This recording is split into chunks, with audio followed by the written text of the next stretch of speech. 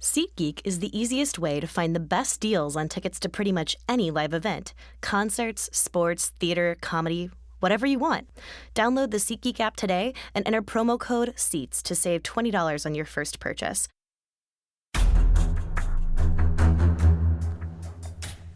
Welcome back to the SportsBeat KC podcast. This is Jesse Newell, KU beat reporter for the Kansas City Star. I'm joined once again this week by CJ Moore of the Athletic and Bleacher Report. CJ, how you doing this week? Jesse, doing well. How's it going, brother?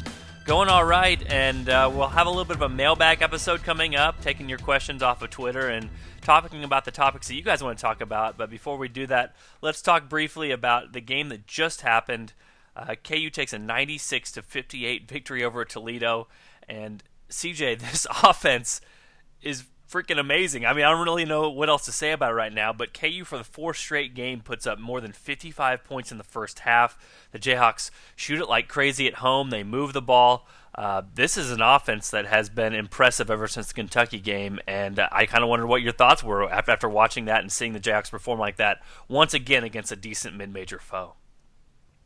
Super fun to watch. I think that you can pull some things out of it, but you can't. You do have to take it a little bit with I don't know if grain of salt's the right phrasing, but I mean they are playing teams that are like 15, 16 seed types, right? So it's not against like great competition where athletically these teams can match up with them. Like let's see how they do against some of these bigger conference teams, and maybe we'll have a better idea. But the way the ball is moving, the way they're playing so unselfish, some of the things you hit on your story. Yep, read it. Hey! Jesse, read it this morning. First thing I woke up, got on my Twitter. It popped up there right near the top. I clicked on it. I read the whole thing. I even watched your videos. I think you made a good point in that they're being very, very unselfish. The ball is moving, and when the ball moves, that's the way the game's supposed to be played, and it's cool to see. Yeah, and I thought Malik Newman is kind of a good example of that, just because, again, if you look at it from his perspective, you could understand if 6 games into the season he was a guy that was being selfish, or if he was a guy that was looking to get his own points, because he came to KU to go have an NBA career. He came to KU as a scorer. That's what he's been known as his whole life. So for a guy like that to be unselfish and to find open teammates, I thought the one where he came off the stagger screen was kind of especially telling, where he had a pretty open three-point shot, and he turned it down for a more open three-point shot for Svi Mikhailuk. And some of his quotes were pretty telling as well, just saying, hey, if I'm jealous of Gerald or Devontae, then this whole thing isn't going to work. So I think KU, and again, I think the coaching staff deserves credit for this, that they bring in talented guys for one, so you get credit for that, but they also bring in talented guys and have them all play unselfishly and get them to buy into the team aspect. And I'm not sure that's something that Malik Newman might have bought into a couple years ago at Mississippi State, but right now for Kansas, he's content being the 5th leading scorer and being part of this team that really is rolling offensively. Yeah, and reputation, and when you watch him maybe in high school, which so a lot of guys are like this, but he has sticky fingers. He's a guy that has usually kind of dominated the ball and wanted to get up a lot of shots. And I think Bill Self, I was talking to Scott this morning, who was just talking about how Bill Self does such a great job of getting his guys to share the ball and to buy into his system. And also, the Scout made the point of how he doesn't have the ego of not being able to change. And, I think that's been telling to people these last 2 years, from people on the outside watching how KU has kind of evolved what they do to fit the personnel. And, this is kind of the second year they've been playing this way. And the longer you play a certain way, the better you usually get at it. And so, I think there's 2 things I think really in play here, the why they're playing at such a high level, beside the fact that, the competition isn't super great. But at the same time, when they play competition like this in the past, they're not scoring the ball like this. So it is something special. There are 2 things. One, the ball really moving and them sharing it. But I think that comes from Devontae Graham being the point guard, and he's your best player. And when your best player plays like that, how it's easier for the other guys to fall in line. Like if he's being unselfish, he's turning down shots, who am I to, play selfish? So I think they're following him. And, with Frank Mason, I thought he got to be a better point guard later in his career, but most of the time he was looking to score. He had a scorer's mentality. Passing was kind of the last option, where Devontae is more of a pass-first guy, and he's got better vision. He's a better passer. So while they miss Frank Mason's scoring ability and they miss what he could do, driving downhill, I think that the way Devontae plays is kind of rubbing off on everybody else. And you add that on top of Bill Self always gets his teams to share the ball and move it quick and not, over dribble. I think it's just all coming together to make one beautiful package of basketball. Yeah, when we talk about these numbers, and again, you're right, this hasn't been the best of competition, and it's not always, the top of the top teams that KU's playing. But, for example, against Texas Southern, KU goes 1.54 points per possession. It's the top mark of any Bill Self team against anybody in the last 15 seasons. Number 2 now is that Texas Tech game, the meat necklace game against Texas Tech. So, again, just the fact that KU has played to that offensive level at that point, and then I looked up last night against Toledo. KU in the first half, you want to guess the points per possession? Did you see it, CJ? I think I saw you tweet it. Wasn't it like 169? 1.69. So again, I'm already written a story this year about it. Okay, this offense had a more amazing performance considering a point per possession total of any team or any game in the Bill Self era, and I'm having to look it up again, 2 games later because KU's at 1.69 points per possession in the first half. It really isn't kind of an amazing thing to watch, and I don't know if this might be a little bit premature to say this, but I think it's fascinating because, again, we're only a month removed from when you were talking to Bill Self at Media Day and asking him, hey, how much big do you want to play? How much four guard do you want to play? And he was convinced that the 2 bigs was going to be his team's best lineup.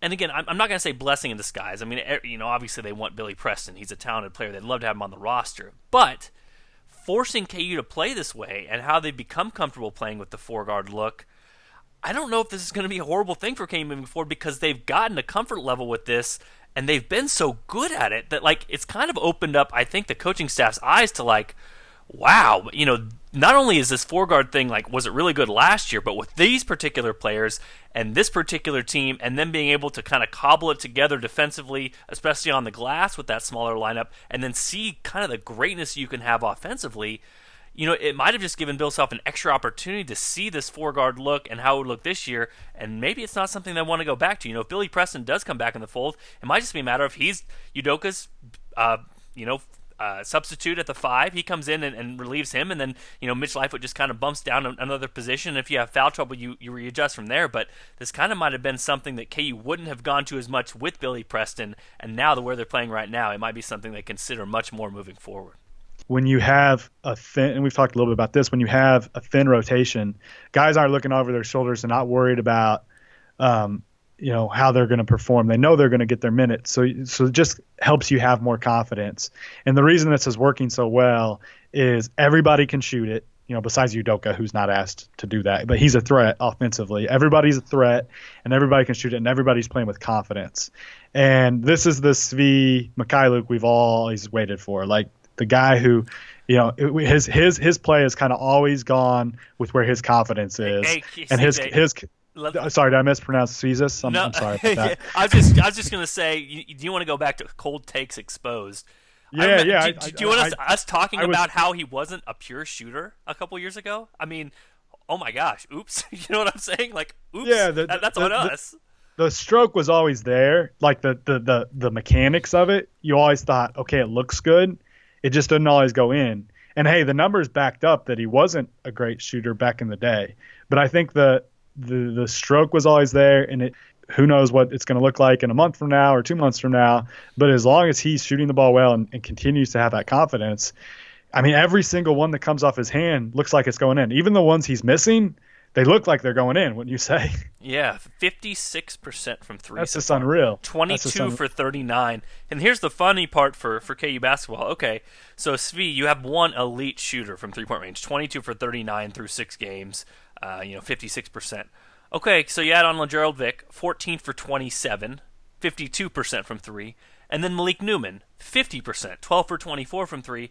And oh, by the way, you're not even including Devontae Graham in that mix where he's, quote, struggled to shoot the ball from the outside. He's 13 for 36, making him at 36%. And oh ho hum, by the way, I just noticed that there's this number 8 by Devontae Graham on the KenPom rankings, which means that he is in the KenPom.com Player of the Year standings. He's bumped his way up with that 35-point performance last night. So all the worries about him and maybe not being able to get to that top All-America type level after shooting struggles early, I mean, you can see just how quickly this turns over because already he's in a spot where he's among the top statistically in the nation. And yeah, this KU team, I'm interested to see against Syracuse just because it's a different arena and it's a different building. And we saw how KU shot against Kentucky. It wasn't as good going against some length and a different environment. But right now at Allen Fieldhouse, I mean, they are shooting the lights out. Yeah, no, it's gonna be interesting to see. But I think they play, even though I know there's a question about the zone, I think they play a similar way. You want the ball to move side to side. You want to try to get into those seams. It's their attack against the zone should be almost perfect. And Bill Self's always been great coaching against Baylor. Now the Syracuse zone is different, but I think he's a pretty good zone coach. So having 4 days to prepare or whatever, I think KU will go into that game pretty prepared to go up against the Syracuse zone. And if the ball moves, I think they'll have success. Well, and this isn't Syracuse of the years past either. They're 53rd in KenPom, which other years they were more kind of in that top 20 to 25 range. So, and again, a neutral environment too. So this is not playing at the Carrier Dome or something like that. This is going to be KU playing in Miami, where there likely will be more KU fans than Syracuse fans. But it will be fascinating to watch to see how they handle a different environment, just because it just looks so easy. I mean, Oakland doesn't get beat 102 to 59. I mean, I don't know if KU fans understand that, but that team has been a good mid-major team for a long time, and they had major conference players on their team too. Yes, the kid Martez Walker, he was poised to be one of Texas' best players a few years ago, and then he got in trouble. And but he had a really good finish to his freshman year. Kendrick Nunn was a pretty darn good, was solid good scorer at Illinois. He's a Power 5 player. The big kid they had, he looked like to me a high major big guy, or didn't Oakland have or maybe I'm confusing Texas Southern and Oakland. I watched those games back to back. Texas Southern had Trayvon Reed, who was the 7'2" guy. That's I'm confusing the games, but my point, Oakland had some Power 5 players, and that KU just destroyed him. And yeah, he's a great Camp's a good coach. Campy, I think is how you say it. Yeah, Greg Campy. Yeah, he's a really good coach, and yeah, I mean that's probably been of their performances so far, I'd say that's been the most impressive one. Although South Dakota State's is pretty close too. That's what I'm saying. You were talking about real players. I mean, you were about the dominator in there, and KU wins that game 98-64. Yeah, I did think Oakland had better talent though overall. So that to me was probably the most dominant shellacking they've had so far. Well, yeah, it's just been crazy so far. It's been nuts that KU has been able to do this and continues to move up. Number 1 in Sagarin, number 1 in BPI, number 1 in KenPom. Again, the advanced numbers are going to love you when you're able to put these sort of beatdowns on opponents who are not great opponents, but I mean, I'm looking right now at it. South Dakota State 101, Texas Southern 245, Oakland 120, Toledo 160. So again, there's no 330s in there. There's no 320s that some teams are playing right now. KU is taking some decent, mid-major foes that are probably going to win their conferences, and they are just completely manhandling them. Toledo's coach last night, Todd Kowalczyk, he said that it was the best performance or one of the best teams he's seen in the last 30 years of coaching, the performance that KU put on last night. I think that most of those last 4 coaches have to feel the same way, just like they've run into a buzzsaw when KU has played them at Allen Fieldhouse. Let's go ahead and get to some of these questions, CJ, because a lot of people took to Twitter to ask questions, and we appreciate that. Let's go to Joe, which I think this is an interesting question, and I want to get your take on this. He says, is this the best KU defense in the last few years? Again, we've been so focused on KU's offense, but you don't beat teams by 34 points, 36 points, 43 points unless your defense is playing pretty well too. So give me a feel for what you see from KU's defense this year. It's so early. It's hard to make that judgment yet. And also, that's where really the competition, I think, comes in even a little bit more. Even Kentucky, when they played Kentucky, this isn't a normal Kentucky team. They've got athletes, but they don't have maybe the high level scores that they usually have. So it's hard to say, but I will say that they've been very active and playing the way that they need to play. Getting up in passing lanes, just helping a lot, just kind of running all over the place, and it's you've seen a ton of improvement from like what you saw, like in the Missouri game, and I think they've really come a long way. And then defensively, rebounding the ball pretty darn well, and Udoka is as a protector back there in the back, who is pretty much staying out of foul trouble.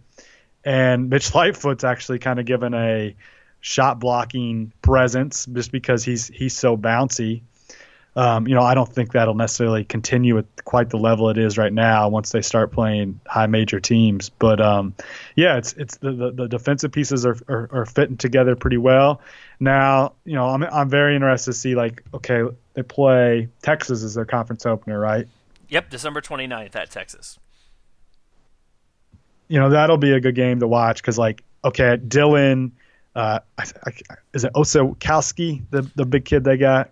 Yeah, the transfer. Yeah, he's really, really good, and he's a four-man that could give them problems. Where last year they throw Josh Jackson on him, and maybe Josh Jackson can kind of neutralize that a little bit.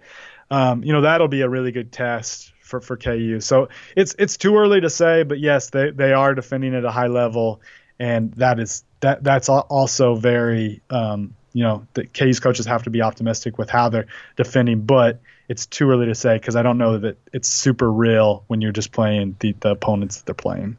Do you have KenPom pulled up in front of you? Yeah, I do. Oh, okay, so you can't cheat. You can cheat if I was going to ask you this. Did you? Well, I can close it out. Did you see this? What do you think KU's steal percentage is? Where do they rank nationally in steal percentage defensively? If you had to guess. I don't know, so this will be a guess. Okay. I'll say 76. 76 is your guess? Yeah. KU is 9th. Wow, that's crazy. Again, that's crazy. The one thing that Bill Self has kind of done over the years with his defense is he's kind of wanted to force teams into one bad shot. He's kind of talked about that philosophy before. And KU at times has pressured up the floor, but most of the time they really don't try to gamble that much. And you can tell with Bill Self that's kind of just been the philosophy. He doesn't like to gamble if he's going to give up layups on the back end or easy shots. So one positive for this team is that when they do play up the floor, the guys that they have, like Marcus Garrett, and heck, let's put him in there, like Malik Newman, who's emerging as a guy that now is in the top. Let me look here quick on steal rate. He had 3 steals in the last game against Toledo. Now on steal rate, he is in the top 200, top 336. But again, this was a stat he didn't have at Mississippi State. So, he's starting to lock in defensively. Svi Mikhailuk is a position defender, but he's also increased his steal rate. And then Devontae Graham, being able to get some pokeaways without fouling because he has to play so many minutes for KU. But so that's a positive for one. KU is active and forcing a team like Toledo. Toledo, its season high for turnovers before last night was 13 and had 20 against Kansas. So, that just lets you know how much KU is heating up opponents when it comes to defense. Block percentage, KU's 21st. So, again, that helps the 2-point defense. And as you know from Ken Pomeroy's studies, 2-point defense is one of the things you can most control as a defense. And so, for KU to be 13th in the nation in that's a very positive sign. I think the 2 negative signs, if you're looking for KU's defense and what will be tested more with bigger bodies moving forward, one is the thing we always talk about with playing small, which is defensive rebounding. Right now, KU ranks 53rd nationally in defensive rebounding percentage. That's a number I think that will trail off just because they haven't played as many big teams as they will moving forward. The number 2 thing, huge concern, probably the biggest concern for this team defensively is 3-point defense. And so far, teams are jacking up a bunch of threes. Now, part of that is just the teams KU's played. South Dakota State wants to shoot a bunch of threes. Oakland wants to shoot a bunch of threes. Toledo wants to shoot a bunch of threes. So some of those numbers are going to be a little bit off. But as we know kind of from some of the studies that have been out there, the three-point defense, it's really hard to stop a shot from going in. It's much easier to prevent that shot from going up. And right now, KU has allowed a ton of three-point attempts, and so moving forward, that's probably something they'll want to clamp down on, just because if you have a good interior defense, you'll want to force teams into that interior defense instead of letting them kind of fire away from the outside and hope for the best with the three-point shooting. Jesse, trivia for you. I'm going to flip it on. Who do you think is the Bill Self team taking this one out? Because, obviously it's only a few games in. Who's ranked the highest in steals rate ever for a Bill Self team? Can you guess the year? 2008 with Mario Chalmers. You're close. Like, the Chalmers era has, I think, all top three, the top three numbers. 2006, his freshman year, they ranked 9th. Wow. So they had a 9th. Well, and again, Bill Self, again, we've heard him talk about Mario Chalmers, and and you've kind of discussed this as well, where he wasn't. Chalmers was number 1 that year, by the way, 5.9 steal rate. Yeah, saying he wasn't a great defender, but he could take the other player's ball, he could read passing lanes, all those sorts of things. But again, that's a pretty valuable skill to have, and as good as this KU team is in transition, when they can get those steals, it sure helps to have it on the other end, because then you're upping your offensive efficiency and letting this team run, which is very, very skilled at getting out on the break. All right, what we got next? Let's go with, let's get this one out of the way because it's going to be talked about at some point. Orange Whip says, why on earth would it take this long to look into a car ownership situation? So obviously the discussion is on Billy Preston. It would take this long if the car ownership situation was in doubt, or if they couldn't find the paperwork, or if the paperwork wasn't available that could put this in Billy Preston's name. So I know they said originally, KU did, that their compliance department was looking into it and that they were looking more into the financial situation with the car, but I think it's pretty clear now 2 weeks later that there were some question marks about the car, and so that's what's getting cleared up. I know your colleague at The Athletic, CJ Seth Davis, said that KU staff is hoping this gets cleared up in the next 1 or 2 weeks, that there's some sort of resolution to it. But, until then, it's kind of just wait and see mode. But it's pretty obvious by now that this is a situation that involves something more than just simple paperwork. Yeah, you said it all. I think the question is, will he ever play again, and how much do they need him? And you hit on already that in some ways it's helped them because it's forced them into staying small, and they figured out that, wow, this is really the way we need to play. I think they do need at least one more big body. So whether they get Preston back or whether they get De Sosa, I think it's important that they get one of those kids just for depth purposes. Speaking of, breaking news from yesterday, James Sosinski, who we talked about on this podcast, 4 months ago? He is practicing with the KU basketball team. Bill Self says no word yet on it, whether he's going to join the team in an official capacity or not. Did Bill Self admit that he got that idea from listening to the podcast? He did not. I hate to tell you this, CJ, we were not the only ones on the James Sosinski bandwagon when it came to that. True. It still is amazing. I mean, I was even thinking about this yesterday. It was only 3 years ago, CJ, when we had all that free the three talk. I mean, isn't this crazy? Doesn't it feel like we're in a time warp or something when this is, it's just, they are shooting a ton of threes, man. Like, they don't turn down any threes anymore. It's remarkable. It's crazy to see what this KU offense has become in 3 short years. Yeah, it's fun to watch. I'm looking at that 2006 team right now. They shot 28.3% of their attempts from three. Unbelievable.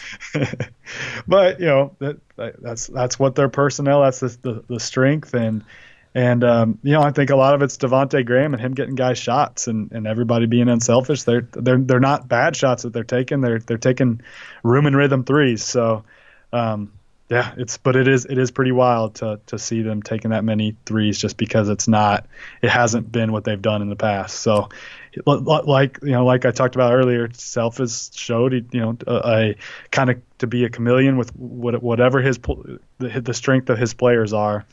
I think they've had to change some things up defensively too, just because of the way they're so small, but they're making it work. So credit to their coaching staff for making it work. Yep. All right. Keep going here with Dan Fagan. He says, with the guards playing so well, where do you see Cunliffe fitting in? And I guess I'll start quickly that Bill Self has said even in recent months that Sam Cunliffe is a guy that is probably going to help KU more down the line than he is in the immediate term. That he's still kind of learning the playbook, learning his role and how KU plays, all those sorts of things. So for me, it just seems like that's added depth for KU. That's a guy that, again, if you get in desperate foul trouble, he can throw in and maybe he can steal you 3 or 4 minutes of being a small ball 4. Or if the guards, a couple guards get in foul trouble, he can be another guy on the bench. Or, if you need another shooter or somebody gets dinged up, it just gives you a little bit of security or insurance. But I don't think him coming into the fold will change KU's rotation all that much. That help us down the line quote. That's like the nicest way of saying, well, he ain't going to play much. Yeah. Isn't it? And I think back to when I saw this question, I thought back to Diallo and how that was a position. Almost the same thing, by the way, the same quote wise kind of. Yeah. Yeah, but similar timing. And also, they had a lot of depth up front that year, and obviously they have a lot of depth in their backcourt.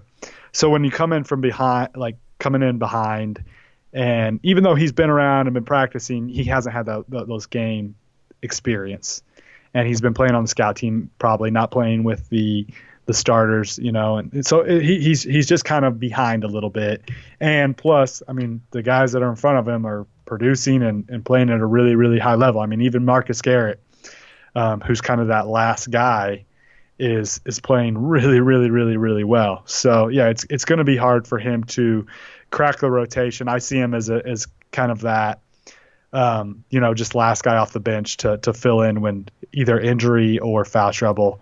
And he does fit, his skill set does fit with the way they're playing, so that helps him out. Yep. Let's take a quick break here, CJ, and we'll wrap up with the lightning round with the rest of these questions. So stay tuned. We'll be right back with Sports Beat KC podcast. SeatGeek is the easiest way to find the best deals on tickets to pretty much any live event. Concerts, sports, theater, comedy, whatever you want. Download the SeatGeek app today and enter promo code SEATS to save $20 on your first purchase. All right, CJ, back to the questions. Blake McFarland, where does Devontae Graham's passing ability rank among Bill Self-era point guards? Go. I think it's right there with Aaron Miles. That's the only guy I'd put in that conversation. I think he's really, really good vision, great lob thrower. He's the one reason the guys KU's shooting so high a percentage is he's getting the guys the ball where they need it in their shooting pockets, and he's a really, really good passer. Yeah, and if we're going to give ourselves crap for saying Svi wasn't a pure shooter a couple years ago, we also should give ourselves credit before this season because we kind of called this assist breakout with Devontae Graham. We knew he'd likely be in this role with so many shooters that KU has. All right, next one. If Billy does not play but D'Souza becomes eligible, what will be the number of minutes per game for Lightfoot and for the double post? That's from Hawkhead_JM. All right, so Lightfoot minutes, I would go with – what's he playing right now? I will look it up really quickly, but go ahead and continue answering. I'll say double post, maybe 10 minutes a game, tops, 5 to 10. Yeah, that seems high, but yeah, probably 5 to 10 probably. And then Lightfoot minutes. Oh, here I've got it in front of me right now. He's playing 16-3. I'm gonna say that goes down to maybe like 11 or 12. I don't know, maybe even down to 10. We'll see. It's just hard to say without being able to see De Sosa. Yeah, well, and the question is, we just talked about Sam Cunliffe not being able to pick up the offense immediately and being a little bit behind in that sort of it. D'Souza is going to walk onto campus in December. You know what I'm saying? So if you're talking about a guy who's been with the program for a year and a half and he's still learning things, how is D'Souza going to walk in and know all these things right away and be a big man inside? So I don't know. To me, he seems kind of like a guy that's more of not a project, but more of a guy break glass in case of emergency. And it sounds good in theory to say he's going to play a bunch of minutes. And Bill Self has basically said that. He said that to you for your article a couple weeks ago. But yeah. I think once he gets on campus, it might be a different story. I guess we'll see. I will say my guy Scott Phillips, who's watched him quite a few times and good recruiting guy, he told me that he thought De Sosa was one of the most college-ready guys in that class. So that speaks to him maybe being more ready than you would think. But yeah, it's going to be tough coming in. But he doesn't have, there's not guys in front of him, so he's going to get a chance. All right, Michael DiMaggio, how Kansas plans to attack Syracuse's zone on Saturday? I think we already hit on this. Move the ball, get it into the seams, get it in the middle. Bill Self's his teams always do a good job of kind of hitting that free throw level area there, and then attacking from there, getting it to the short corner, the guy on the baseline. So I think you'll see a lot of that trying to get in the middle. Probably Vic is that guy who kind of sneaks into the middle and then kind of facilitates from there. All right, Frank L. Saunders, soft non-con, good or bad for KU basketball? I hate soft non-con, so I always like more competition. But it's about to get better. Arizona State's looking better than that game looked originally. They're scoring at a higher efficiency than KU, and the Syracuse game could be decent. Nebraska's down, Stanford's down, but yeah. So that Arizona State game maybe helped a little bit. I will go against you. I think this is the perfect time for KU to have a soft non-con, especially with the depth issues they have, not running those guys ragged, and then getting all these victories and being able to play with a short bench and not really having to worry about that much. This is the perfect time for a soft non-con, and I don't think a soft non-con keeps you from being a good team down the stretch. I know that seems like the much-held theory out there, but again, you can be a good team and have a soft non-con schedule. KU's going to be plenty tested when Big 12 play comes. Finally, going to end with this one from Michael Ashford, good buddy Michael Ashford, of the old Gazette sports team. Which column name was the best? The Newell Post, Open Mic, or More Sports? This is an easy one, CJ. Don't blow it. Did you say which column was the best, or which column name was the best? Well, we know my column was the best. Oh, which come on, column Jesse, name come on. was the best? Man, I'll just feed your ego for once. The Newell Post, man, that's such a good one. Oh my I mean, gosh. more sports. I'll say, it's not the best, but I've been going with that since I was in like high school. So that's what I went with. But yeah, I'll say Newell Post.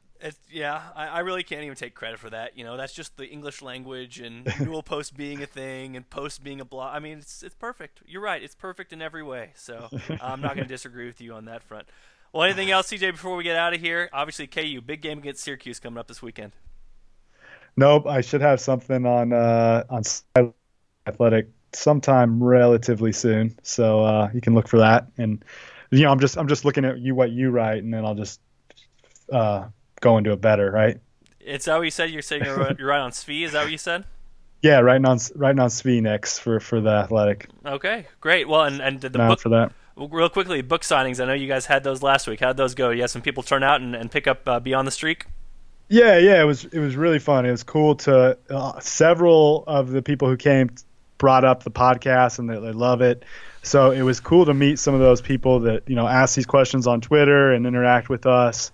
To be able to talk some KU basketball with them, that was really neat. It was a special part of it, so I enjoyed that. Thanks for those who came out. Yeah, that's great. It's great to meet those people, and it's also great to know from James Sosinski being a part of KU's practice this week that Bill Self and staff are fully on board now with the Sports BKC podcast. Absolutely no question that's exactly where they got the idea from. So it's good to know we're appreciated. Sure. That's for sure.